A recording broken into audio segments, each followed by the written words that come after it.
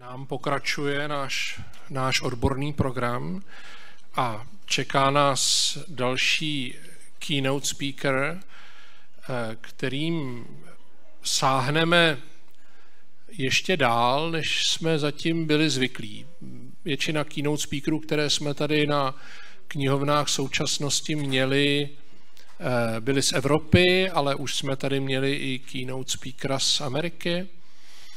A teď se vydáme na další kontinent a budeme sbírat zkušenosti odtamtud, protože máme tady hosty z Keni, konkrétně z Nairobi, a dalším speakerem, který zaujme místo u řečnického pultu a řekne nám svoji prezentaci a budeme moct pak klást zase pomocí slajda otázky, je Angela Wachuka, která je tady jako představitelka společnosti Bunk, což je organizace, která se pokouší vlastně v Nairobi restaurovat veřejné knihovnictví a součástí toho úsilí jsou i agendy, které nám na první pohled mohou znít překvapivě, jako je třeba dekolonizace kultury, i když na druhou stranu, když si vzpomeneme na to, co se tady dělo na začátku 90. let, tak by nám to vlastně mohlo být docela povědomé. Takže budeme si poslechnout, co se děje v Nairobi a já teď představím v angličtině Angelu Wachuku. Angela Wachuka is a founder and managing trustee at Bunk, a firm driving the restoration of some of Nairobi's most iconic public libraries.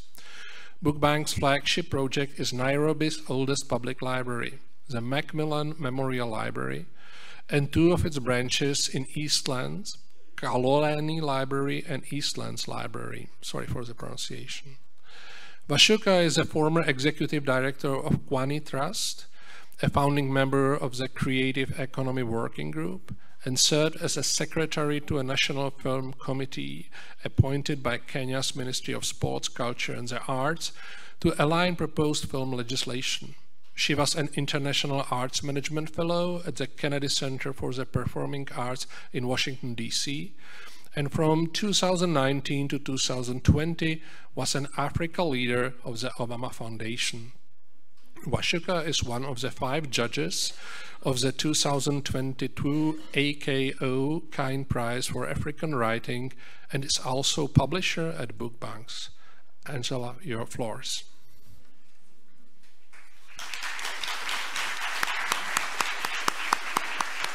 Hoi, did I say that right? Thank you. Elishka taught me that. Thank you so much, Elishka. My name is Angela Wachuka. I'm really sorry that the video didn't play because it provides the context for the presentation I was about to make, but hopefully at some point we can jump back into it. The video covers our journey as Bunk, which we started in 2017, sorry. And the journey of restoring some of Nairobi's public libraries. So it covers the history of Nairobi's oldest public libraries and some of the interventions that we have been making along that journey. We do not do that work alone. Bunk is run by myself and my co-founder. Her name is Wanjiro Kwenange. She's an author. I'm a book publisher. That's how we started doing this work together. And we work in partnership with the City County of Nairobi and the libraries that are owned by the City County of Nairobi. Jacob Ananda works at the City County of Nairobi. When we first met, he was the chief librarian at the Macmillan Memorial Library, and he's now the assistant director of the libraries across Nairobi.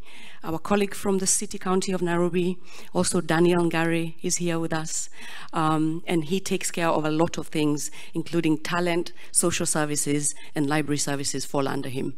Tomorrow you'll have an opportunity to hear from my colleague, Marion Anvango, who takes care of the collections that we have been building, and she will talk to you a little bit about decolonizing collections. So thank you very much for having us here today.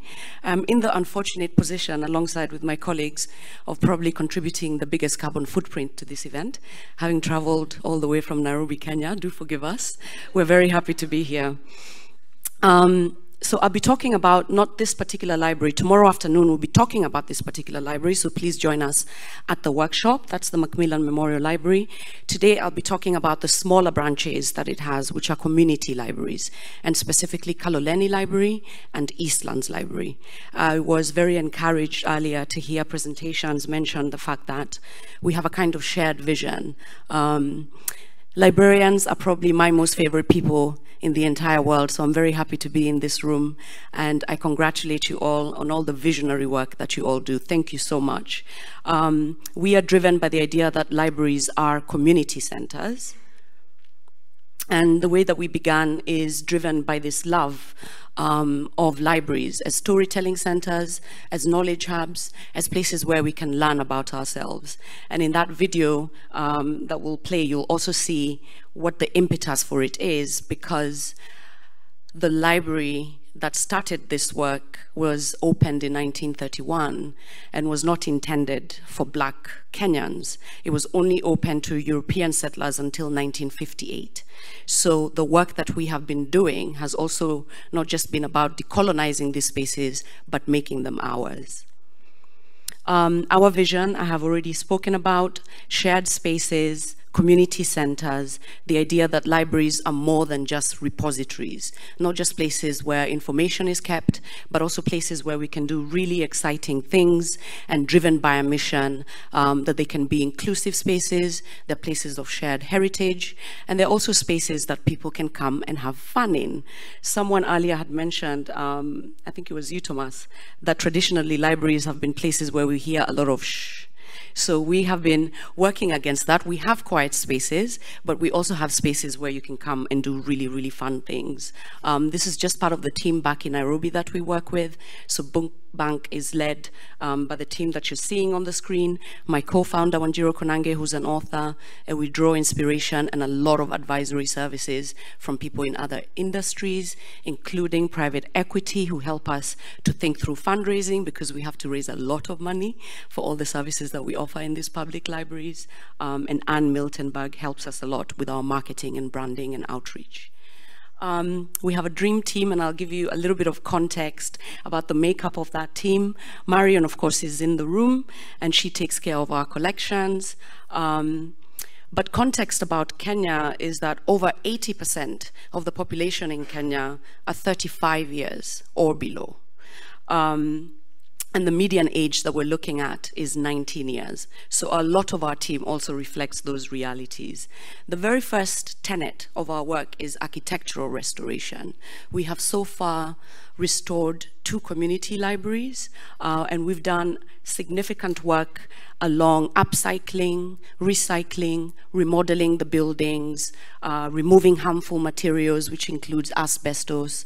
These 2 libraries that I'm talking about right now were opened in 1967 and 1969, and they were always designed to be community libraries. The one right at the top, Eastlands Library, is very youth-centric. It's where we offer a lot of activities to do with digital access, to do with programs for young teenagers and young adults. And Kaloleni Library, right at the bottom, is part of a historical monument that's called the Kaloleni Social Hall, and it's a protected, gazetted building. So in the architectural restoration of it, we also had to get specific permissions to make sure that we're preserving the heritage of that building, but also making it fit for purpose for this particular century. The one at the bottom, Kaloleni Library, is now a dedicated children's library, while the one at the top, we could knock down a lot of walls and make a lot of changes because it's not a listed building, so we had a lot of fun with that. The second tenet of our work, again led by Marion, is around collections. And the collections, when you watch that video, you will see the very first building that we looked at the collections for. One of the first things that we had to do was catalog all the collections in that library. And the reason for that was because when this particular library was bequeathed to the city of Nairobi just before independence, the collections there were very colonial in nature, and a lot of sort of British settlers who were living in Nairobi bequeathed their collection to this library. But it meant that when you walked in 2018, the collections reflected a certain kind of ideology. So the very first thing that we did was think about not just the accessibility of material, but its appeal for, like I've mentioned, mostly a young population of Nairobi. So we've done significant work there. At the very top, you'll see we have now started to produce our own material in Braille. We are prioritizing work by African authors because these collections have never had that kind of tenet being centralized there. And we have also made quite a lot of significant progress in terms of acquisition of new material. I think this year we're looking at the addition of about 6,400 books to both of these two libraries. So work along the collection includes not just putting in new material, but also putting in perspectives that reflect current realities. The other area, probably one of our favorite ones, is around programming. We have a lot of programs that we call different banks. I'll talk about them in detail in a second, but I think the biggest takeaway here is that with our programming, we focus on arts programming, and that's quite specific to the challenge that we have a new curriculum now in Kenya that we're working our way through. It's called the CBC, Competency-Based Curriculum. But before the introduction of this curriculum, we had a period of about 2 decades, about 20 years, where the arts were not really integrated in our learning systems. And I think you can see the effect of that in the kind of artwork being produced that's coming out of not just Nairobi, but Kenya as well, but also the kind of politics of access to arts education. So that's been our focus. Music Bank is a program through which children sign up during school holidays to come and learn about music.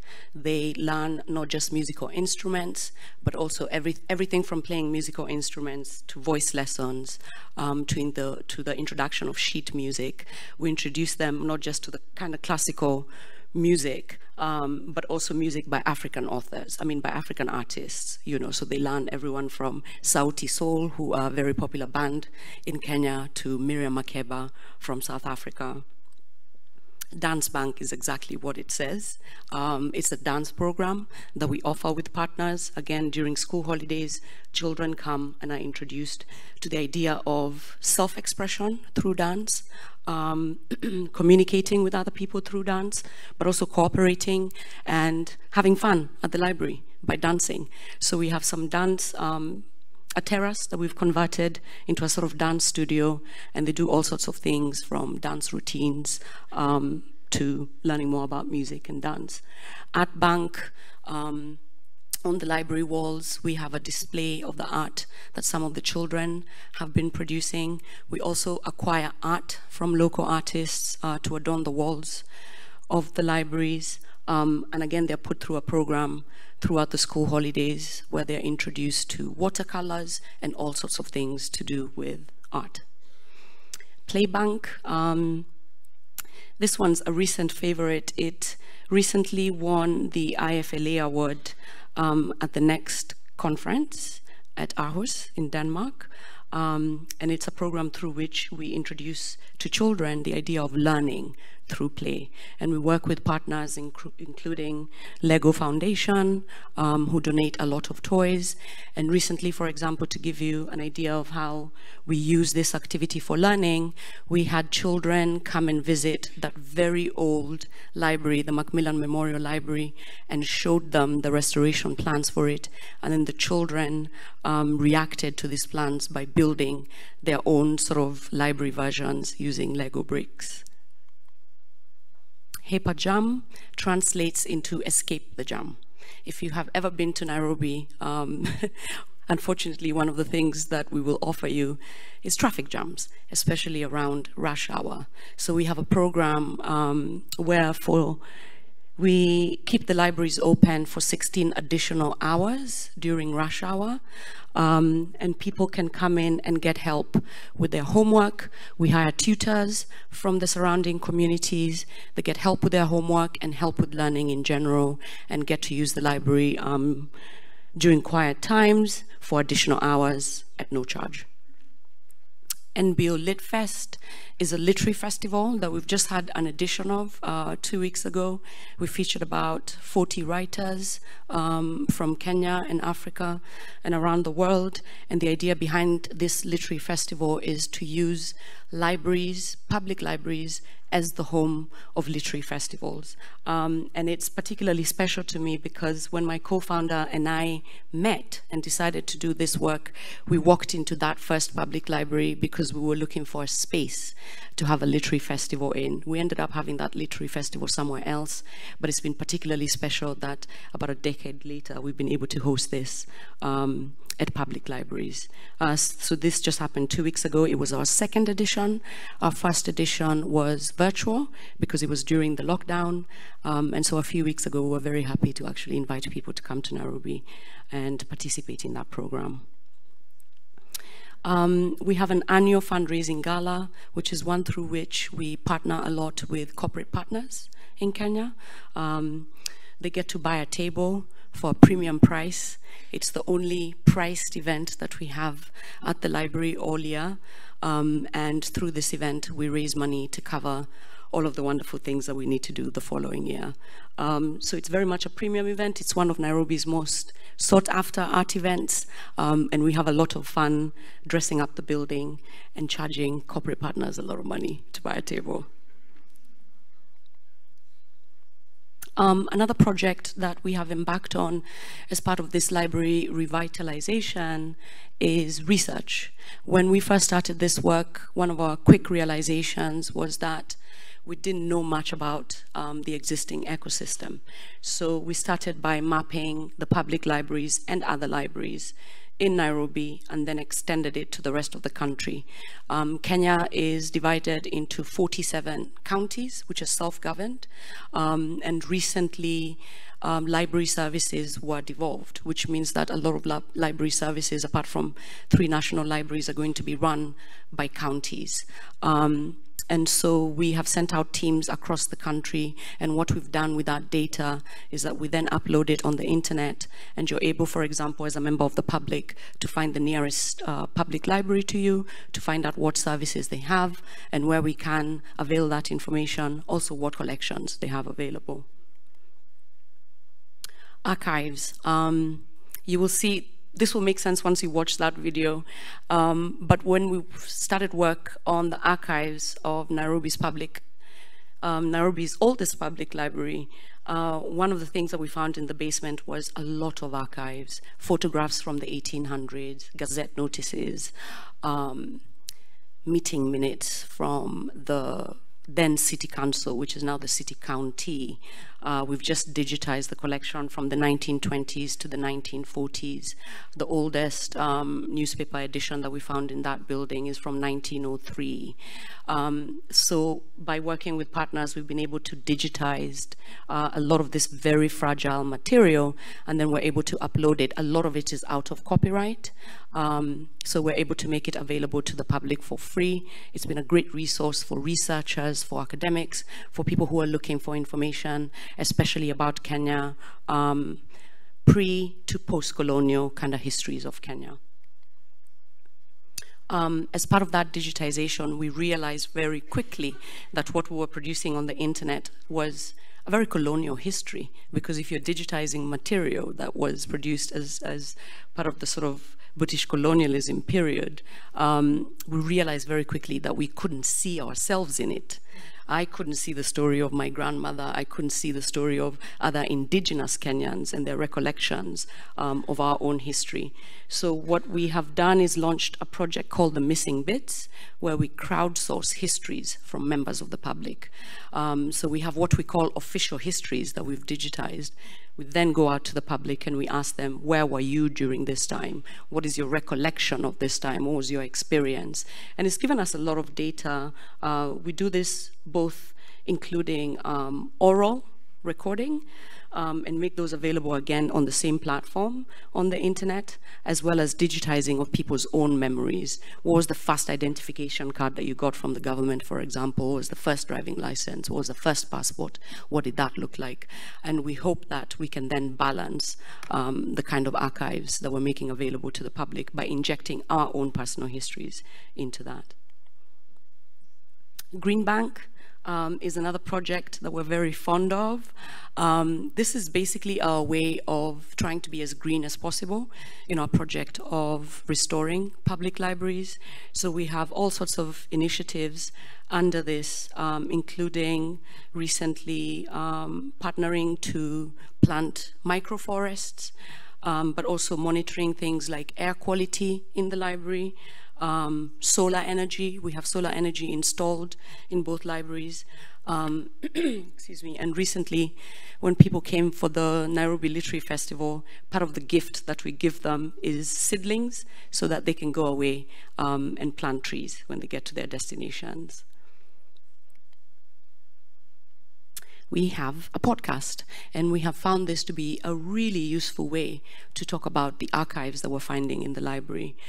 We found that as much as digitizing them and putting them online means that more people can access it, what's been even more popular is for 2 seasons now, 8 episodes each season, we pick a particular item of interest that we have found in the archives, and we talk to historians, academics, all sorts of people, and we make a podcast episode about that particular item.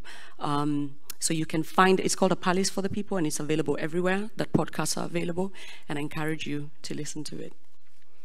And these are just some figures, a snapshot of what our last year looked like. One of the things we've been very happy about is libraries, you know, not just providing the services that we've spoken about, but also being catalysts for change and providing livelihoods. We're very happy that we're able to employ people from neighboring communities to provide livelihoods, and that we're also able to spread the gospel of what libraries can do and change minds about what is possible in libraries.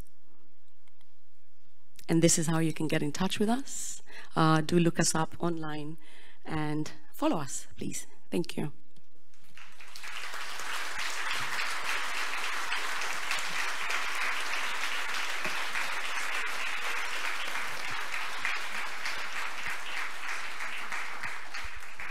Thank you very much. Now we will start the video. I think we will manage that. And then I will ask you to answer questions, which you can use a Slido for, or you can raise your hand later, as you wish.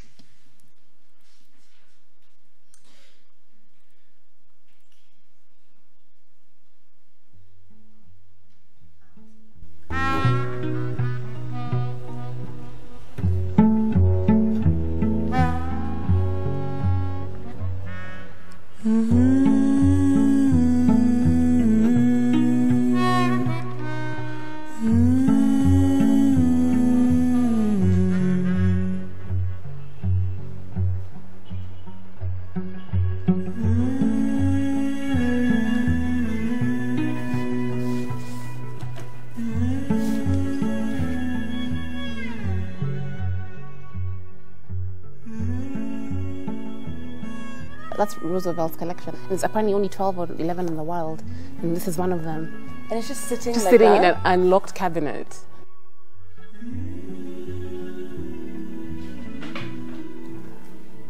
Nairobi County Council, 1956.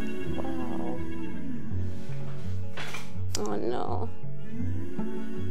Hi, my name is Wanjiro Koinange, and I am a co-founder at Bunk. I am Angela Wachuka, and I am co-founder of Bunk. We're twinsies. We're twinsies. That was terrible. Sorry. No? Shall we do it again? Okay.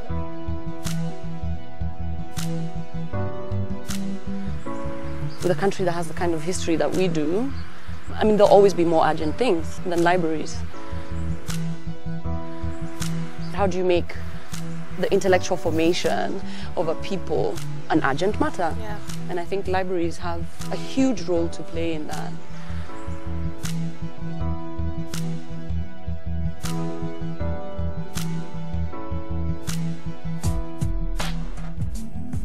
When the county assembly member, Janet Ouko, came into office, we were thinking, oh, this is fantastic. We have someone to deal with directly.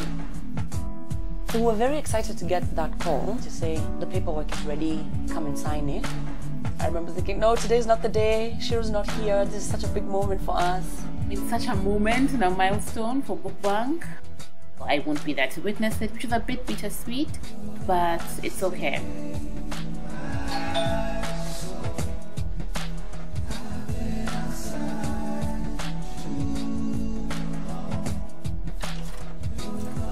Hello, Mama. How are you? Good. How's your weekend? Good. How was Jessica? Do you have adequate number of library staff?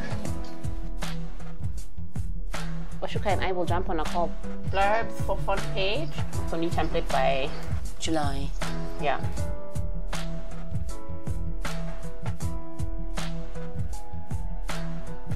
Another key focus point for us has been data. We realized in our research that there's not enough data about Nairobians and Kenyans' relationship with libraries. Think of all of this as public participation first. How do artists want to be involved? How does the larger public want to be involved? How do the current staff who know this space best want to be involved? Then you have people talking about real life experiences.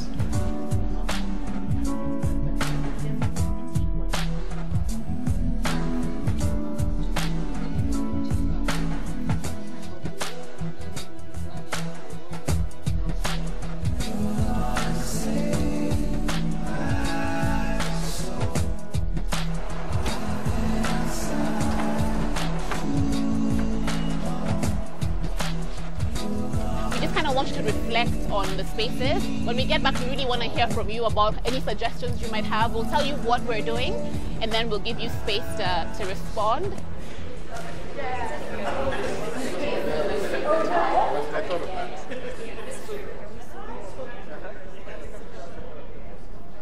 This used to be the kids section. Me and my little sister used to come on Saturdays. It's super sad that now it's just a pile of desks and tables. I was actually trying to find books by African authors. The content in this library is from the views of specifically white men, which is very problematic. When it was opened in 1931, this library was never intended for African users. So when it was handed over to the city, there was never an attempt to decolonize that quite purposefully.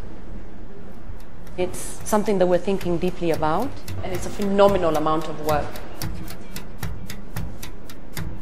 I've got good energy. Me too. Me too. Good nervous energy, but good energy. Yeah. When you're nervous, you're on the right track.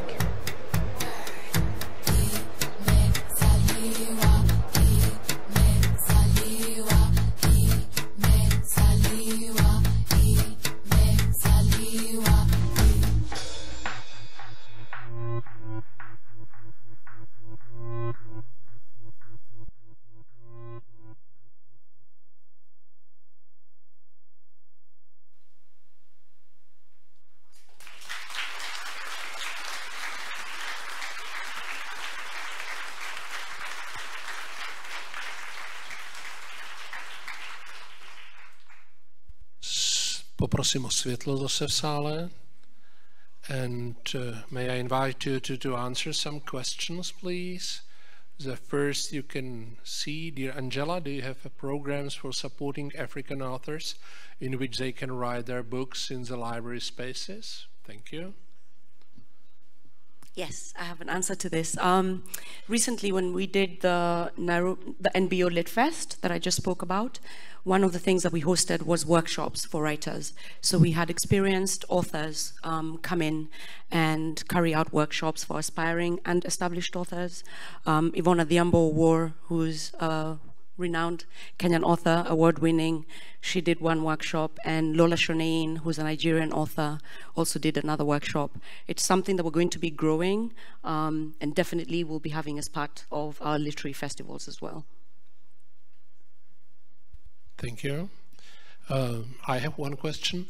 You mentioned that the Macmillan Memorial Library was not meant for African people. Now it is, but you know, how to change the people perception. We know it from our own countries that there are many people who just have a feeling, oh, we do not need library.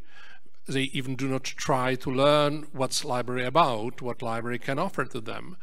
So how do you promote the library? How do you sell it in a way to Nairobians?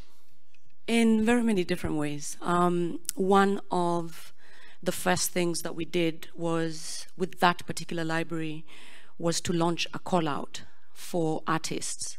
And we provided funding for them to be able to host public events in that library. We ended up hosting, I think, a total of 23 public events, and these were carried out over the space of 1 year. It meant that we had all sorts of people, from musicians to visual artists, to filmmakers, to other kinds of artists, and they could start to bring in their audiences. So we found that that really helped. Another thing, obviously, is collections. I think if you have a library with collections that don't kind of interest anyone, then it becomes quite a problem. It's been quite a process that we've invested in, all the way from cataloging the work that's there to making sure that, for instance, on our website, we have wish lists. So members of the public who use the libraries are able to say what books they want, as opposed to us imposing book choices on them. Thank you. There's another question in Slido. Hi, how did you get your Bunk ideas, like the dance Bunk or and so on? It's really quite simple. We just take every expressive art form and add Bunk to it. So art Bunk, dance Bunk. Okay, thank you. Any other questions? You can use Slido. Můžete psát česky. Můžete jenom zvednout ruku. No, okay, so there are no more questions just now. Oh, yes, there is. I would like to ask about how the population... Can we use a mic because for the translation?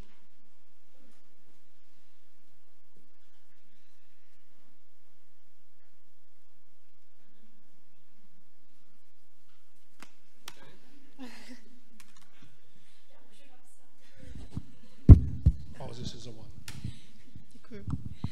Hello, I would like to ask about the interest from the side of the population or people who were visiting the library after you started the project. If there was a big interest of the people, or it's slowly increased by time. Thank you for that question. One of the first things that we did before we even touched the buildings was start to survey people, to ask library users, why do you come here? How long do you spend here? What do you do when you're here? What improvements would you like to see happen to the building? Then we took those things and we turned them into the proposed designs, and then took it back to them and said, how does this look now? So it's this continuous process of public participation. And so when we compare the figures from the beginning, when we're counting the number of people, that first one that I talked, the second library that I talked about, had about 182 users per day, which was the highest usage that we had at the time. I thought that this question might come up, so I was looking at the figures from the last quarter, and we had 5,682 users signing up for the programs that were on offer. Thank you, and there are two last questions because we are running out of time. First, you have a very young audience. Do you also have initiatives for senior citizens? Great question. We do. One of my favorite things that we've done for senior citizens is to bring them in for reflections of what Kenya was before. So through film, we ask them to confront colonial legacies, for example, and their memory of that time. We have that program that we've done, but we're always increasingly thinking about other ways to engage with them, and it's a great challenge. Okay, thank you. There are more and more questions, but the last one is a one to be answered just now. Then you can use the time because Angela is not leaving us, so you can ask her during the breaks tonight or, well, any other time. So the last question. Can I ask what obstacles were the most irritating or challenging? Thanks. We started this project and then COVID happened. So that was extremely challenging. But I guess to answer that question in tandem with the second question, was that we were able to do a lot of public outreach. So for example, we had drives for book donations, and because we'd mapped out the number of children who live around the libraries, for example, we were able to go directly to their homes and donate books and learning materials to them according to their age. Thank you very much. Thank you.